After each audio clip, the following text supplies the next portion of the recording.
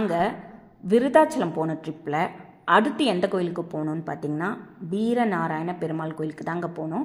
இந்த வீரநாராயண பெருமாள் கோயில் எங்கே இருக்குதுன்னு பார்த்தீங்கன்னா கடலூர் மாவட்டத்தில் இருக்கிற காட்டு மணனார் கோயிலை தான் இந்த வீரநாராயண பெருமாள் கோயில்னு சொல்கிறாங்க.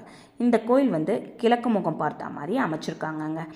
பொன்னியின் செல்வனில் கல்கி ஒரு 2 அத்தியாயத்தில் இந்த கோயிலை பற்றி ரொம்ப தெளிவாக எடுத்துரைப்பார்னு சொல்கிறாங்க.